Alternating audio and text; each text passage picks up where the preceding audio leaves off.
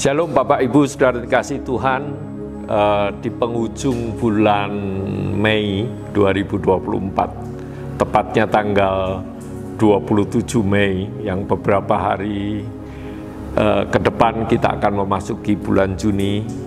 Saya membawakan satu renungan firman Tuhan di dalam Kisah Para Rasul 17 ayatnya yang ke-28, berkata demikian, sebab di dalam Dia kita hidup, kita bergerak, kita ada, seperti yang telah juga dikatakan oleh pujangga-pujanggamu, sebab kita ini dari keturunan Allah juga.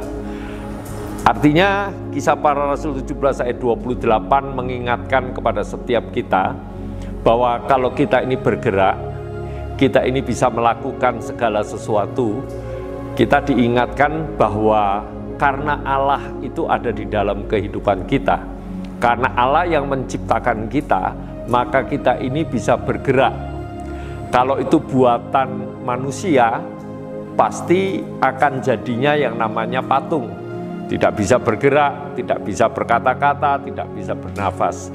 Nah, di dalam Kisah Para Rasul 17 ini, Paulus sedang berkunjung ke satu daerah yang bernama Athena. Athena itu terkenal dengan yang namanya patung-patung, penyembahan berhala. Dan saat itu Paulus sedang menginjil kepada orang-orang yang ada di Athena, mengingatkan kepada mereka bahwa kita ini buatan Allah. Harusnya yang kita sembah ini adalah Allah, bukan patung buatan manusia. Tetapi pertentangan yang sangat keras itu dilakukan oleh orang-orang Athena.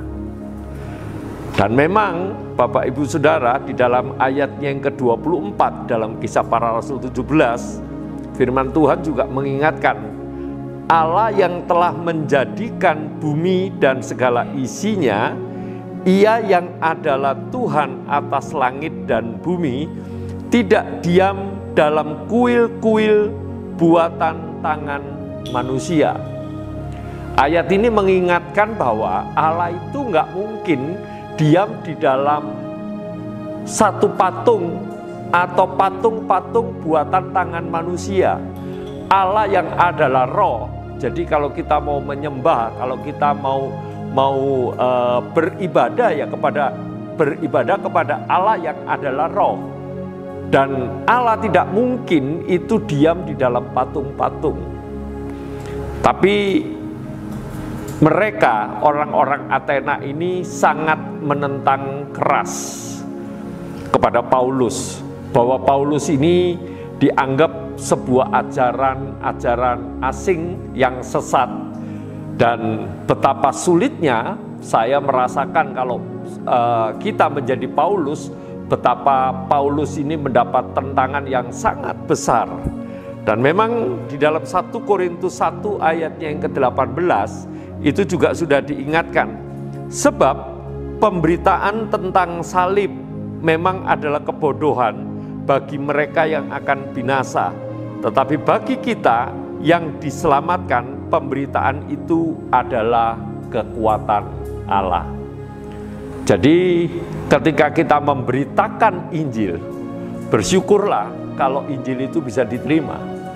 Tetapi ingatlah, kalau Injil itu tidak diterima, memang mereka itu sudah dinubuatkan akan binasa.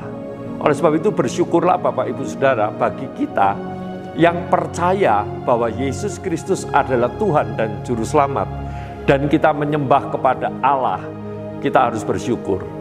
Tapi jangan sampai kita juga berputus asa ketika kita memberitakan Injil, ketika kita memberitakan kasih Yesus kepada orang-orang yang ada di sekitar kita. Tetaplah tekun memberitakan Injil supaya banyak orang yang diselamatkan. Seperti Paulus yang tidak pernah berputus asa, meskipun ganjarannya ketika dia di dunia itu adalah penjara, tetapi Paulus tidak pernah menyerah. Bila kita terus memberitakan Injil, memberitakan kasih karunia Allah kepada setiap umat manusia. Tuhan Yesus memberkati kita semua.